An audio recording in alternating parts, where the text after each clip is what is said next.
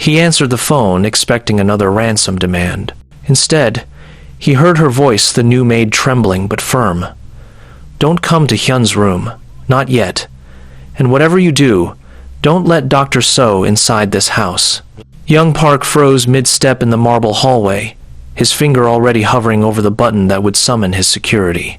Through the cracked bedroom door, he could see her, this woman who'd been in his home less than 2 weeks, kneeling beside his son's bed, one hand pressed against Hyun's forehead, the other clutching a compress stained with something that definitely wasn't water. Something dark. Something wrong. Who the hell does she think she is? But then he saw his son's face. Hyun's eyes were open. Actually open clearer than they'd been in months. The boy was staring at Jane with something Young hadn't seen in 3 years. Trust. "Mr. Park," Jane's voice came through the phone again, steadier now. "I need you to listen very carefully. Your son is not sick. He's being poisoned, and I can prove it. Before we find out what Jane discovered, I need to ask you something. If you were Jane in this moment, a housekeeper about to accuse a respected doctor in a crime lord's mansion, would you speak up, knowing it could get you killed? Or would you stay silent to save yourself? Let me know in the comment section and tell us where you are watching from. Here's the truth.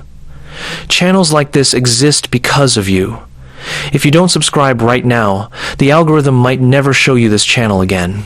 And if you want more stories like this, stories about ordinary people finding extraordinary courage, hit that subscribe button. Your support helps us bring these untold stories to life. Done that? Good. Now let's dive in. 3 years. That's how long young Park had been a prisoner in his own empire. 3 years since his wife's blood dried on the marble steps of this very estate, a message from the Cheung family that should have started a war. But Young didn't have time for war, because 1 month after they buried Soo-jin, Hyun collapsed during her memorial service. 3 years of flying specialists from Seoul to Switzerland, paying for consultations that cost more than he'd spent on his first territorial war. 3 years of traditional doctors, Western doctors, experimental treatments from clinics that didn't officially exist, men with reputations that could fill rooms and credentials that stretched for pages, all delivering the same expensive shrug. We're doing everything we can. These cases are complex. Sometimes children just deteriorate. Hyun had been healthy once. Young could still remember his son running through the garden, laughing at stupid jokes, begging for taekwondo lessons like his father. That was before the weakness crept into his limbs like frost, before the stomach pain that made him curl into himself, small and quiet, apologizing for being sick, before the night tremors that made Young sit outside his son's room with his gun loaded, protecting a boy from an enemy he couldn't see, couldn't fight, couldn't kill. The specialists use words like idiopathic and syndrome and progressive deterioration, expensive ways to say we don't know, and your money can't fix this.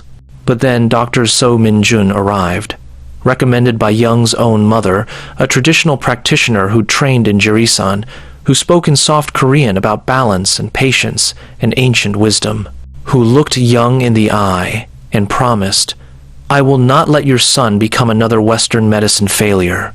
For 3 years, young Park, a man who trusted no one, had trusted Dr. So completely, until the black maid who cleaned his floors told him not to.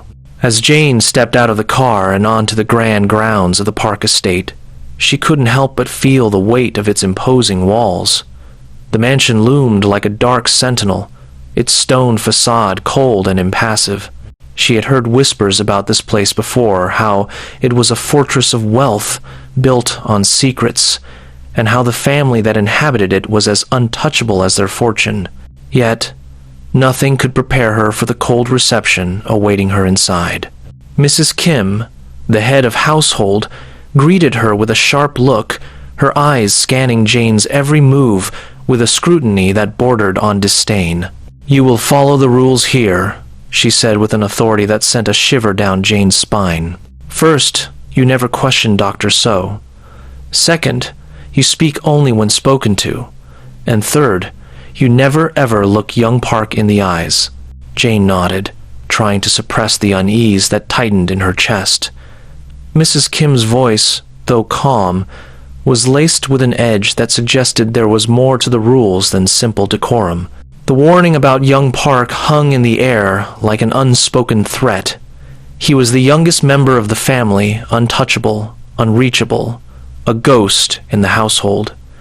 And yet, something in Mrs. Kim's tone made it clear that looking at him, even accidentally, was an unforgivable offense.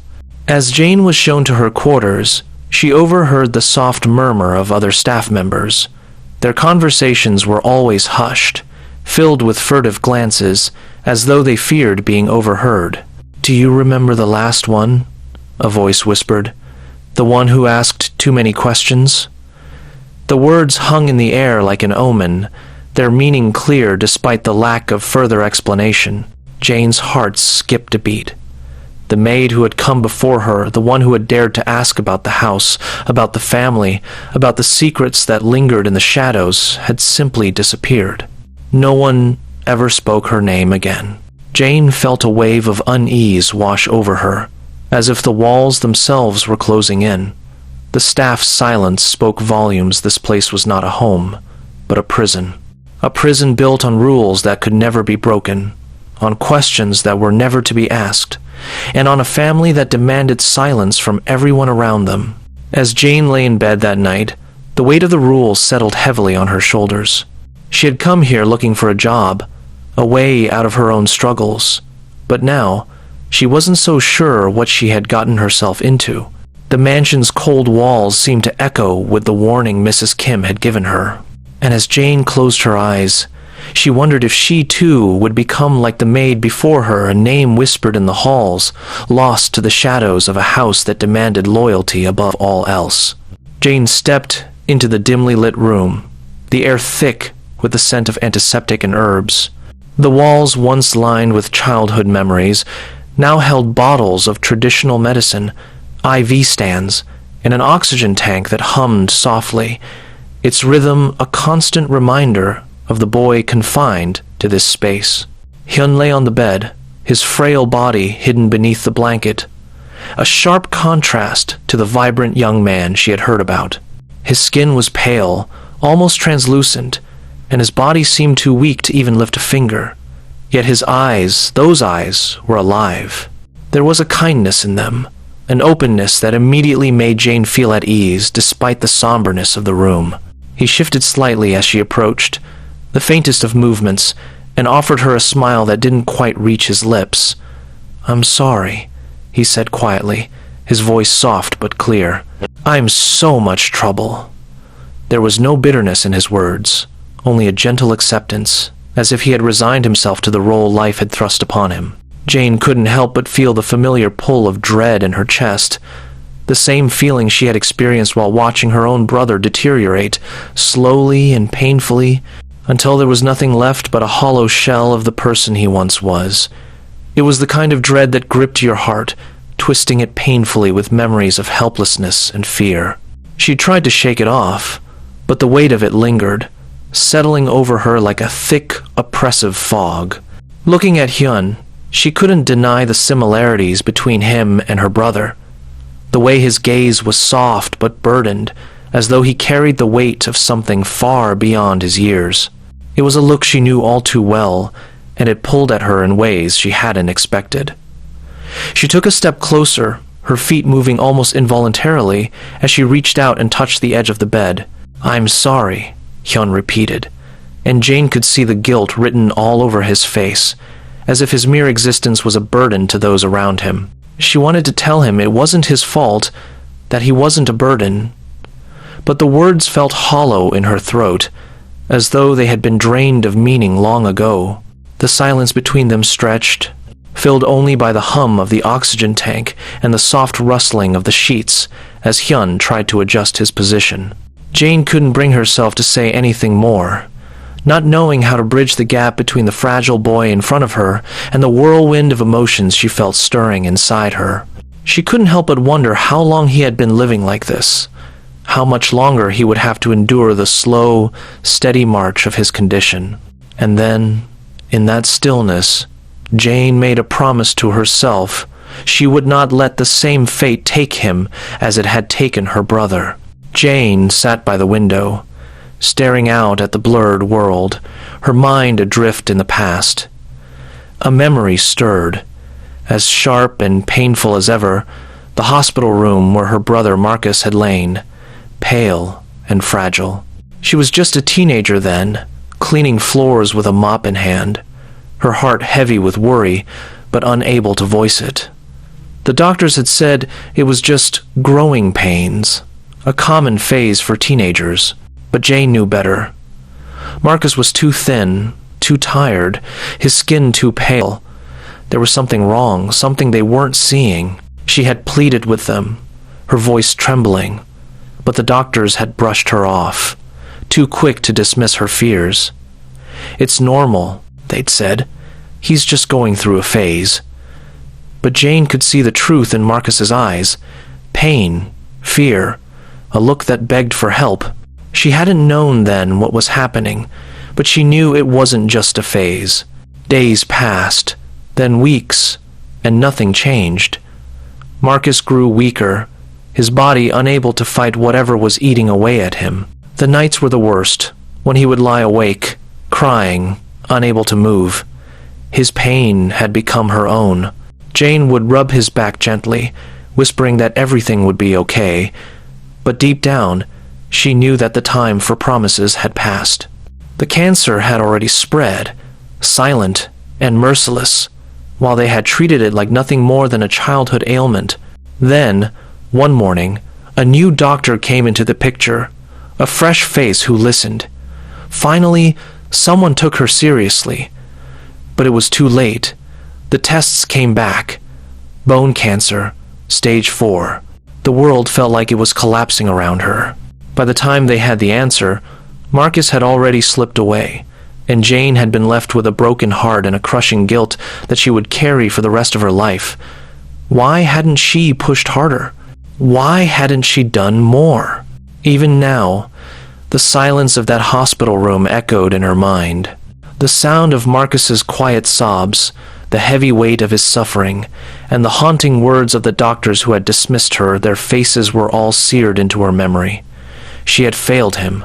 She had allowed that silence to settle in, thinking that one day it would be enough for someone to hear, but it never was. She stood, pacing slowly, as the weight of her past pressed down on her chest.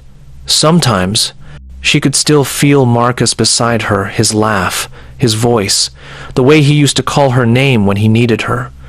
But all that remained now was the stone she carried inside, a silent grief, wrapped in regret. Jane spent the following weeks carefully documenting Hyun's condition, recording every subtle shift in his health. It was part of her duty, but she found herself increasingly fascinated by the small changes she witnessed. On days when Dr. So was late or had to reschedule his morning visit, Hyun seemed to improve. His energy levels surged, his skin regained a healthier color, and the constant pain that haunted him seemed to ease, if only for a while. It was as if his body was reacting to something beyond the treatment itself, as though the timing of the doctor's presence had an undeniable effect on his well-being. At first, Jane convinced herself it was coincidence. After all, people did have good and bad days, but the pattern became too consistent to ignore. When Dr. So was delayed, Hyun's vitality would return for a few hours. But once the doctor entered the room, the familiar pallor would return, the color draining from his face, and the sharp, nagging pain that had tormented him would come rushing back. Jane couldn't help but feel unsettled by the observations. One morning, after another troubling shift in Hyun's condition, she mentioned her findings to Mrs. Kim, hoping for some clarity. But the moment the words left her lips, the older woman's face changed. Gone was the usual stoic expression, replaced by a fear so palpable Jane could almost taste it in the air. Mrs. Kim went deathly pale, her eyes widening, as if Jane had uncovered something she wasn't supposed to. "People who cross Dr. So don't stay in this house," Mrs. Kim said, her voice low, almost a whisper. "Or above ground." The warning hung in the air, thick and suffocating, and Jane's stomach tightened. There was an unspoken weight to Mrs. Kim's words, a truth that wasn't so easily shared. Jane knew that something dark was swirling beneath the surface of this pristine, wealthy house, and whatever it was, it had its roots in Dr. Seo's presence. The doctor wasn't just a medical professional. He was something far more dangerous, someone whose influence seemed to stretch far beyond the confines of his practice. But what did Mrs. Kim mean? What was it about Dr. So that made her voice quiver with such raw terror? Jane couldn't shake the image of the older woman's pale face, the way her hands trembled as they held onto the edge of the table. There was something she wasn't saying, something that made her words linger in Jane's mind long after she had walked away. The more Jane thought about it, the more she realized there was something seriously wrong here. And it wasn't just Hyun's condition. It was the entire household, the hidden shadows, the whispered fears, and the sense that something deadly was at play. Jane had been cleaning the study for hours, wiping down shelves and organizing the clutter of forgotten papers, but there was something about this particular section of the bookshelf that caught her eye. A book, older than the others, seemed out of place, its spine slightly askew. It didn't belong to the neat order of the rest. With a curious glance around the room, she gingerly pulled it out. The cover was worn, its edges frayed from years of handling, but it wasn't the book itself that intrigued her. It was the hollowed-out section inside, just large enough to fit a small, folded notebook. Her hands trembled slightly as she extracted the notebook, its pages yellowing and fragile. The writing on the cover, though faded, was unmistakable. Hyun's neat, deliberate script, so unlike his usual demeanor. She hesitated before opening it, not knowing what she might find, but something deep within her urged her to look. The first page was filled with careful observations. After Dr. So's tea, my stomach burns. Jane's heart sank. She had heard of Dr. So, of course. The family's trusted doctor, the one who had been treating Hyun for as long as she could remember. The man seemed so sincere, so well-intentioned. But now, as she read these words, a shadow of doubt began to form. Could it be that Hyun had been suffering all this time, and no one had known? The next entry made her breath catch. "The bitter medicine makes my heart race." The words were scrawled hurriedly, as though they had been written in a moment of panic. Jane's mind raced. She'd seen Hyun taking those medicines countless times, under the watchful eye of his father. She'd always assumed they were just a part of his treatment, never questioning the long-term effects. Now, she wondered if they had been poisoning him all along. And then, the last entry nearly broke her. "I'm scared I'll die like Umma." The words hung in the air, heavy with sorrow and fear. Jane could almost feel the weight of Hyun's words. He had been tracking his own suffering, but without truly understanding what was happening to him. In his mind, he had been trying to be a good patient, trying to follow the instructions, trying to get better for his father. But all the while, he had been fighting a battle he didn't even know he was in. Jane closed the notebook, her hands shaking. The room felt colder now, as though the walls themselves were closing in. Hyun had been living in a nightmare, one that had gone unnoticed by everyone around him. Her heart broke for him. How many times had he suffered in silence, trying to make the best of what seemed like an impossible situation? She sat there for a long moment, the weight of the discovery settling on her shoulders. This was a secret that couldn't be kept any longer. But the question remained, what would she do with this knowledge? Would anyone believe her? Or would it be just another piece of a puzzle that could never be solved? Jane's heart raced as she stood in the dim light of the Park Estate's kitchen, her fingers trembling around the vial. Dr. So's morning tonic, a thick, bitter liquid she had seen him consume every day, now lay in her hands. A sample of something that might hold the key to unraveling the crimes hidden beneath this lavish, deadly fortress. The risk was impossible to ignore. Young Park, the notorious crime lord who ran this empire of terror, could end her life in the blink of an eye.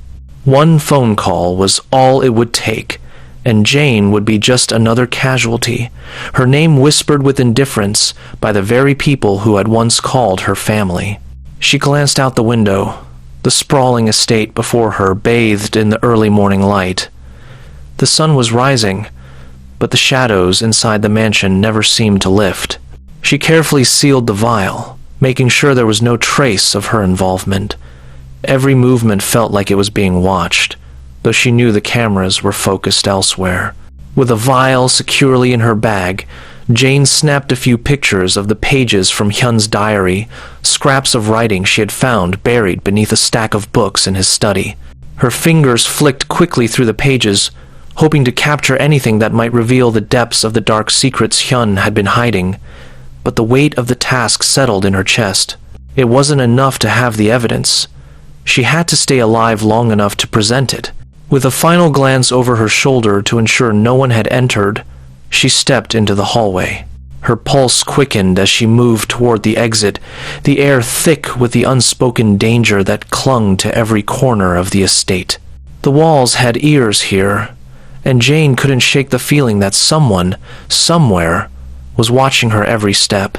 Outside, the cold air bit at her skin as she hurried toward the car. Her cousin Raphael, her only lifeline in this web of danger, was waiting for her in the city. She had made the decision to trust him with the samples and the diary pages, though part of her wasn't sure she would ever see him again. She had no illusions about what young Park was capable of. The man had killed with a mere word, and anyone who stood in his way became a target, no matter how close they were. Jane knew she was playing a dangerous game, but it was the only one she could afford to play. As the engine roared to life, Jane's eyes drifted to the rear-view mirror, searching for any sign of a tail. There was no sign yet, but she knew better than to relax. She had seen firsthand what happened to people who became too confident in their safety. The fear that had gnawed at her for weeks had become a constant companion. The idea of never being able to see the evidence through of dying before she could bring the truth to light haunted her with every passing moment.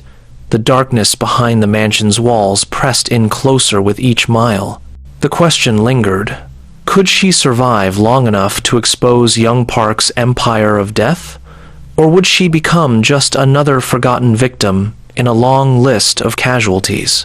The sound of Dr. So's footsteps echoed down the hallway, too precise, too deliberate. Jane was just about to turn the corner when she felt the weight of his presence behind her. The suddenness of his voice made her flinch, as though it had been cut from the shadows themselves.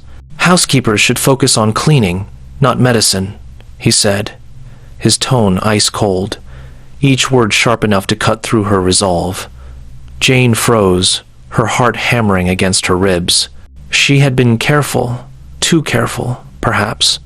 Her thoughts had wandered more often than she'd like to admit, drifting towards the peculiarities of Hyun's behavior. But now, standing before Dr. So, the weight of her suspicions pressed down on her like a stone. His smile was nothing like warmth. It was a calculated, predatory twist of lips, one that didn't reach his eyes. Curiosity in this household is a terminal condition. I've seen it before. The words hung in the air between them, lingering with a promise, one she knew too well. The hallway felt smaller now, as if the walls themselves were inching closer. Jane's mind raced. She'd noticed things. Little things. The way Hyun's eyes glazed over at odd moments, the strange concoctions the household staff had once dismissed as mere remedies, and the shadows that seemed to follow him wherever he went. It was all too much to ignore. She knew what she was seeing, even if no one else would acknowledge it. But now, Dr. So knew, too. Her pulse quickened, the world around her narrowing to just him, just the chilling certainty of his words. Jane tried to steady her breath, but her voice betrayed her, a tremor creeping into it as she spoke. "What do you mean, terminal condition?" His eyes flashed, a flicker of something dark and unsettling beneath the calm surface. "You're a smart woman, Jane. You already know the answer. But keep asking questions, and you'll learn the price of curiosity. I've seen it before." And just like that, he turned, his footsteps resuming with that same unnerving precision. She stood there, unable to move, her mind reeling. It wasn't a warning, it was a threat. She was no longer merely a bystander in this household. She had become part of something far darker than she could have imagined. As the silence swallowed the hallway, Jane realized one chilling truth. She was now in a race against time, and Dr. So wasn't the only one watching. Raphael's voice came through the phone, tight and trembling, as though he couldn't breathe properly. "Jane, this is aconite. Wolf's bane. This stuff kills slowly, mimics heart disease, organ failure. Whoever's giving this to that kid has been murdering him for years." Her stomach dropped, cold dread replacing the warmth in her veins. Aconite, the poison of legends, used for centuries to end lives with the most excruciating, agonizing slowness. She had thought it a myth, a terrifying story for children, but now it was real, and it was in Hyun's system. Hyun, the child she had come to care for, the one she swore to protect. Her heart hammered in her chest as she glanced at the clock. Dr. So was preparing Hyun's evening dose right now. She closed her eyes, holding the phone tight, trying to steady her racing thoughts. This was it, the proof she had been looking for. If she went to Young Park now, told him everything, it would be an accusation she couldn't take back. She would be accusing Dr. So. But the doctor was trusted, highly respected, a pillar of the Park family's life. Young Park's judgment, his pride, his unwavering trust in Dr. So would be shattered. Could she risk destroying that? Could she even live with herself if she didn't act? Her mind screamed at her, urging her to do something, anything. She couldn't let Hyun suffer any longer. But what if this all went wrong? If she accused the wrong person, she could ruin everything, her position, her future, and most importantly, the fragile trust Young Park had in her. He had already been so kind, so understanding, but he would never forgive her if she got this wrong. She swallowed hard, the weight of her decision pressing down on her like a physical force. Every second counted, every moment slipping through her fingers as she debated what to do. The only thing she knew for sure was that Hyun had to be stopped from taking the dose. If she could just get to him in time, intercept Dr. So before it was too late. Her phone trembled in her hand as she thought of the boy, the fragile life that depended on her. She had nothing but her instincts and the chilling knowledge of what aconite could do. She had proof now, real, undeniable proof, but the choice before her was anything but clear. Every route she considered seemed to lead to disaster. With a final, deep breath, Jane hung up and grabbed her coat. There was no more time for doubt. She couldn't let Hyun suffer. She couldn't let someone she trusted, someone she thought she knew, keep poisoning him, even if it meant losing everything. Jane's pulse raced as she rifled through Hyun's room, heart hammering in her chest. The eerie stillness of the house weighed heavily on her, a constant reminder that time was running out. She had to find it. She had to find whatever was causing his night terrors, his worsening condition. The tonic Dr. So had prescribed seemed to ease him during the day, but it didn't explain the spiraling deterioration that overtook him each night. There had to be something more. Her eyes scanned the room, lingering on the pillows piled neatly on his bed. The elaborate silk fabric, so finely crafted, suddenly seemed ominous. Without hesitation, she tore them open, her hands shaking. What she found inside left her breathless, a collection of small, delicate sachets filled with a fine, powdery substance. Her hands trembled as she held them up to the dim light, her mind racing. This was it, the source of his suffering, the poison. With every breath Hyun took while sleeping, The powder slowly, methodically entered his system, poisoning him, inch by inch, night after night. The realization hit Jane like a slap to the face. For the past 3 years, Hyun hadn't been slowly deteriorating from illness. He'd been slowly murdered. The door to the room creaked open behind her, and Jane froze. Young Park stood in the doorway, his eyes narrowing when he saw what she held in her hands. She couldn't let him take the sachets. She couldn't let him make it all disappear like he had with so many other things. Her hands were shaking, but her voice was steady, cutting through the silence that followed. Your son is being murdered. Has been for 3 years, and I can prove it. The words hung in the air, thick with the weight of truth. For the first time in her life, Jane did not look away.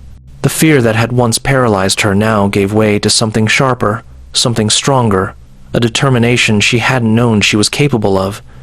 She had come this far. She would not back down now. Young Park stepped forward, reaching for his gun, but Jane stood her ground, the sachets still trembling in her hands. She had exposed the darkness, and there was no going back. Thank you for sticking around with me, my wonderful story family. If you enjoyed this story and don't want to miss what comes next, subscribe now and hit that like button to stay updated on the twists and turns that Jane and Hyun's story will take, and join the conversation in the comments below. What do you think Jane will do next? Will Young Park act on his power, or will the truth finally take hold? Let us know where you're watching from. I love hearing from my story family around the world. Stay tuned for the next chapter, and I'll see you there.